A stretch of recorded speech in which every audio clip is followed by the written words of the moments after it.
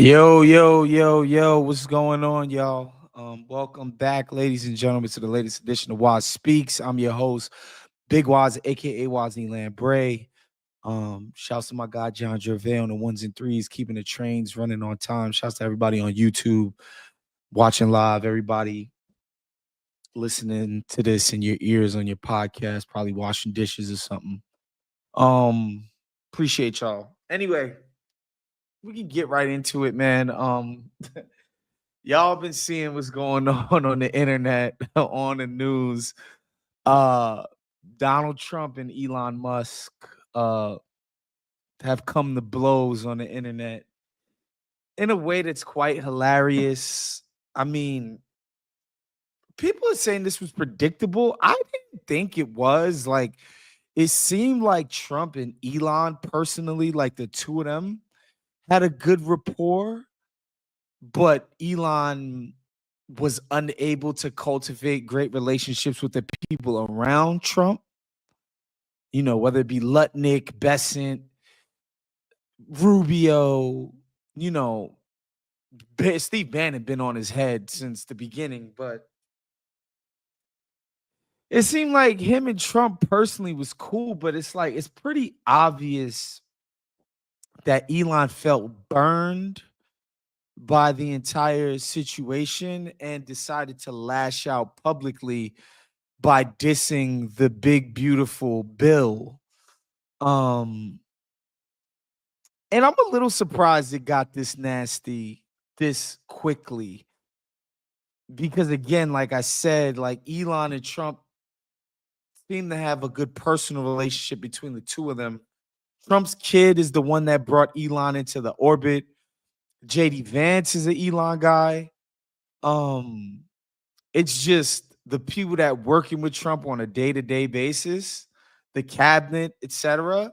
I mean, it started with Doge, where he was like basically cutting people's budgets and firing their staff. And it's like, bro, you don't have the right to dictate the terms at my agency that I've been appointed to. And it kind of rolled on from there where everybody was just having problems with this dude. And now it's culminated. I'm sorry if I'm laughing like this, but this shit is kind of funny to me. In a Twitter tit for tat, and Jerv, if you could bring this up for me, man.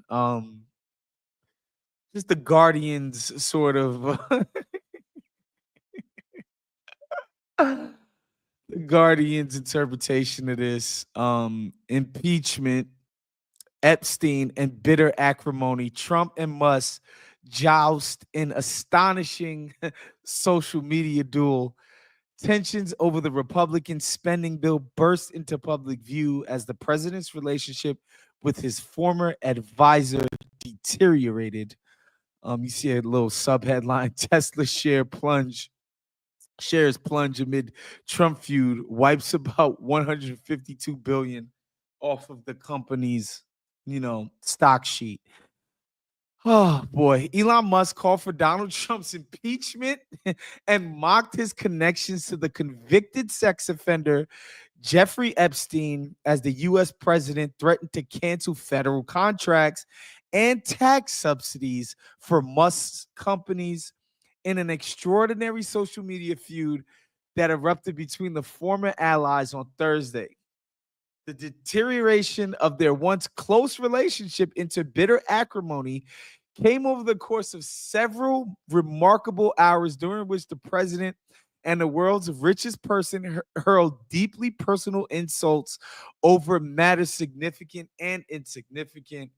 The direct shots at Trump were the latest twist in a public showdown over a Republican spending bill that Elon has criticized. Trump and Musk have been careful not to hit each other directly, but on Thursday, the pair discarded restraint as the feud escalated on their respective social media platforms. In the most churlish moment of the saga, Musk said on X the reason the Trump administration had not released the files into Epstein was because they implicated the president. He later quote tweeted a post calling for Trump to be removed and said Trump's tariffs would cause recession. And the tweet said trying to drop a really big bomb. He's in the Epstein files. Um Musk had been complaining about the budget for weeks, said it's going to cause more deficits. Trump mocked Elon's recent black eye and questioned why he didn't cover it up. What else we got here? You saw a man who was very happy when he stood behind me at the Oval desk, even with a black eye. I said, "Do you want a little makeup?" He said, "No, I don't think so," which is interesting. Eli and I had a great relationship. I don't know if we will anymore. I'm very disappointed with Eli. He had no problem with the bill. All of a sudden, he had a problem. And he only developed a problem after we cut the EV mandate, blah, blah, blah. They trade in barbs. But yeah, Trump, and we could take it down. Trump saying, I'll take your government contracts off of you. Um, you only mad that we took your little government subsidy with the EVs off. Basically said, like, I let you around like you was a dick rider, and I let you around, and now you gotta leave. And Elon is, just the typical Trump stuff. Obviously the guy's a little erratic.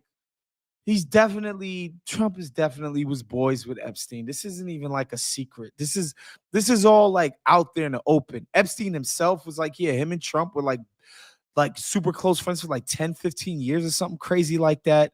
Trump has already, he said he knew Epstein. He knew Ghislaine Maxwell. He's been on the freaking Epstein plane. Like, I don't claim to know if Trump was having sex with super young 12-year-old, 13-year-old girls or whatever. I don't know that. I've never seen evidence of that, but he was definitely boys with a guy who supplied young women for really rich and prominent people. That was his close boy. Like, this isn't even a secret. I don't think that people actually care about that. And maybe I'm wrong. Maybe people will care, but like I don't think people really give a shit about the Epstein files for real either. Like there's definitely a dedicated group of people on the internet who like have made that a crazy whatever. Um and the barbs that they're lobbing at one another don't really matter. The specifics don't matter. Like I seen Steve Bannon say that Trump should nationalize SpaceX, which is hilarious. Just a hilarious concept that the Republican president would nationalize some private citizens, company. It just shows you the dynamics of how, sort of power kind of works at the upper echelons in the country. I think Trump has kind of felt like, yeah, I use this guy's money to help me get elected. My government has presided over some nice contracts for his company.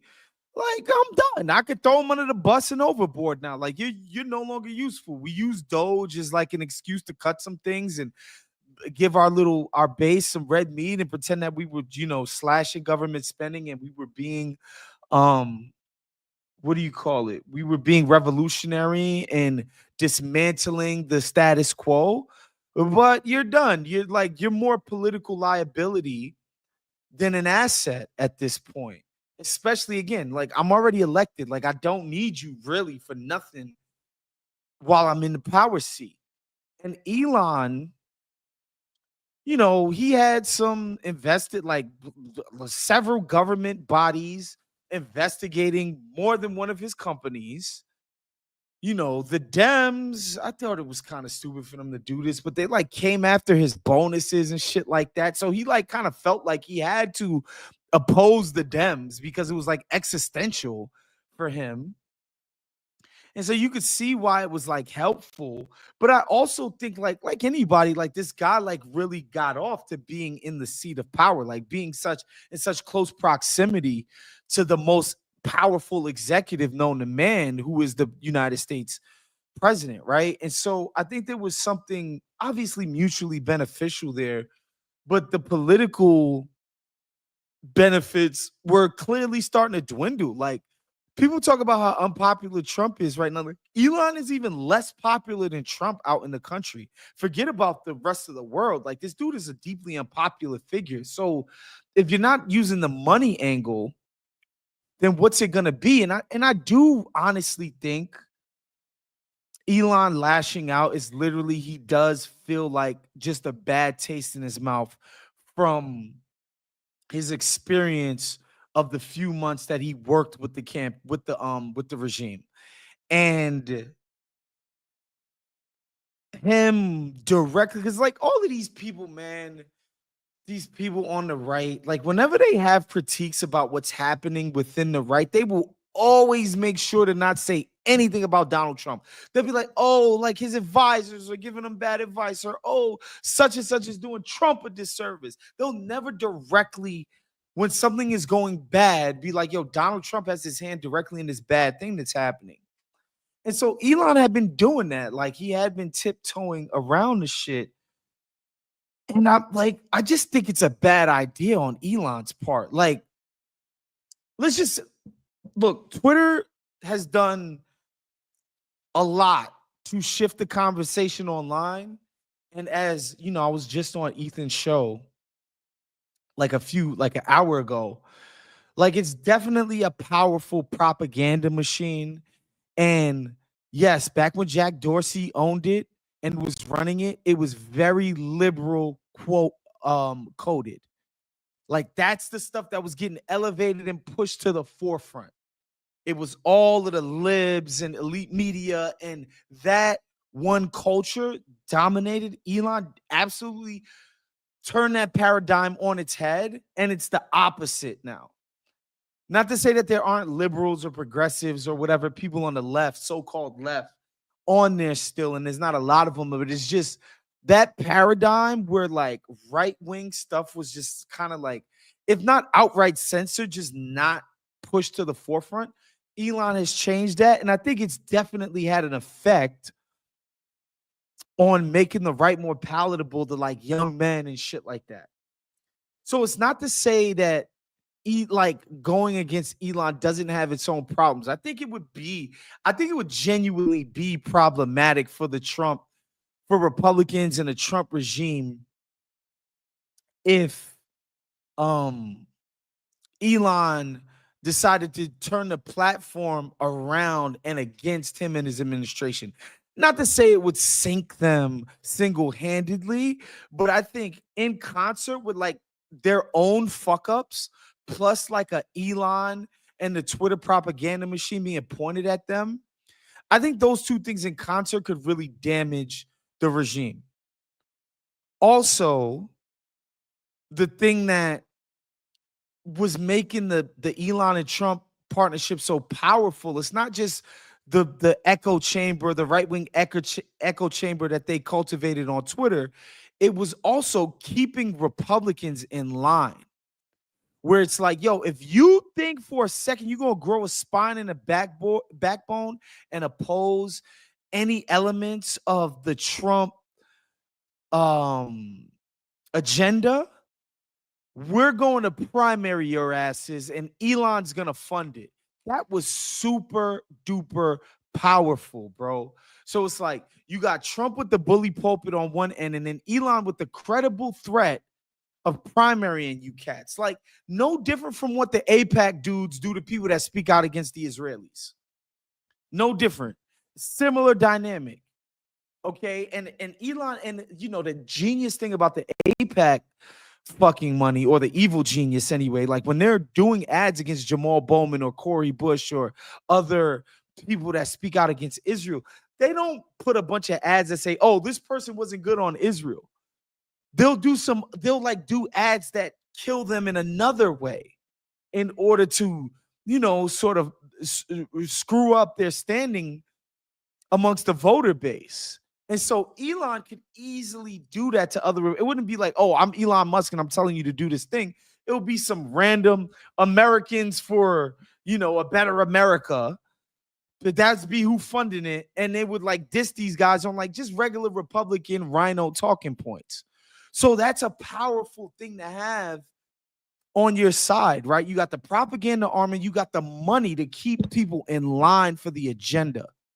So they can't be like, look, man, a bunch of my constituents really need the Medicaid, bro. Like, we can't vote for this. It's like, you want to get primary? You better shut the fuck up and vote for it. So it's like, Elon was definitely serving a useful purpose. There's no doubt about it. However, this is a mistake on Elon's part. This is a mistake, dude. Like, like there's just a difference between like your little mob of like Instagram, like people that are willing to say great things about you on their Twitter from their anonymous accounts to like 80 million people getting up and voting for Donald Trump. Like this guy literally, he actually has people who are willing to move in his direction. That's a one. Two, he's at the helm of the fucking federal government, man. Like they can sick all kinds of shit onto you. But this is not even talking about the canceling the contracts and cooking your subsidies and making it hard for your company to move around in these streets. Bruh, all kinds of insane surveillance. Bro, you're an immigrant to this country. They could deport your ass. Donald Trump is running a deportation regime. You can get deported, bruh. And I think Elon he's just not good at like tea leaf reading and just like, bruh, this is not a fight you want to have or can win. Even you can't win this fight against the federal government and Donald Trump, vindictive as this guy has been known to be. And so, I think a lot of these tech guys be smelling their own farts. And yeah, we get it, you're rich, and yeah, we get it. You got a successful company in Tesla, and we get it. Like you've earned a lot of money, and that's cool, but like you are not some all-knowing genius. Like things that are clearly don't make sense. You're not gonna be able to think your way out of this situation. And again, I don't think I don't think it's not without drawbacks for the Trump people, but like Elon is way more vulnerable here than Donald Trump is. And I don't like and as far as the libs that are like, yo, we're willing to come back to us, like, bruh, like Donald Trump was handing y'all a gift by aligning himself and standing next to this dude so much, so easily hateable, so obviously corrupt, the outsized influence of this dickhead in his office. The idea can't be, oh, no, we want your millions. No, bring your hundreds of millions to us. We want to rock with you. It's like, nah, dog. No, dog. He's toxic. Let him do what he do. Let him twist in the wind, bro. You know what I mean? And so, yeah, I mean, I'm definitely amused by it. I wonder what effects this is going to have on the Twitter discourse going forward. Because again, Elon does like, Elon has the ability to manipulate the convo and what gets elevated on that platform. And I do wonder, if he's going to actually train that thing against Donald Trump. That would be interesting. I don't think he's going to take it there. I think even somebody as high and, as ketamined up and freaking ecstasied up as this dude is apparently, I don't think he's so dumb as to think he's invincible enough to do something this crazy. But yeah, it's just fascinating to see that these guys have already, not just that Elon is gone from Doge and all of that, but these dudes are trading barbs to where like you basically calling this guy either pedophile or pedophile adjacent on the internet. Like that's just crazy to see it go from chain like Doge, we're doing the chainsaw, we're slashing government jobs to what it turned into. Just fascinating. And the little tech bros that Elon was a big part of building that tech oligarch coalition and rallying the troops behind Trump, and those guys now being caught in the middle. I think that's an interesting factor as well. But yeah, I just don't see how Elon comes out on top in this. You're way more vulnerable. Your company, I mean, which you've again, and we talked about this up here, like polarizing your company, your fucking car company when you didn't have to. Like you could have just gave to Trump and not been standing next to this dude every single day, and thereby you've been the face of that freaking brand Tesla since you got there. So everybody very closely associates you with that brand. Then you turn yourself into a political figure, thereby polarizing yourself, and by proxy polarizing the brand, a consumer goods company, where you asking people to fork out 60,000, sometimes upward of 80, 90,000 for one of your vehicles. Like, bruh, just insane. You're just stepping on your own dick over and over again for no reason whatsoever. But we can't be surprised by this. Like, these tech oligarch dudes are so antisocial, bro. Like, reading the room, like being people focused is just not their thing. And I think there was a way to like ride this Trump thing to the moon. For real, your proximity to there and like doing it and like actually getting it to your benefit. And now, yeah, these guys, you in a vulnerable spot, bro. These guys could take a hammer to your shit if they really want to. And so, like I said, we'll see what comes of that. Yeah, that's all I got for today, man. It's a short one for today. We'll see you guys next week. Shouts to my man John Gervais for producing the show, doing a great job. Become a Patreon at patreon.com/count the dings. Help us put out this amazing content for you all. We'll see you guys all next time. Peace out here.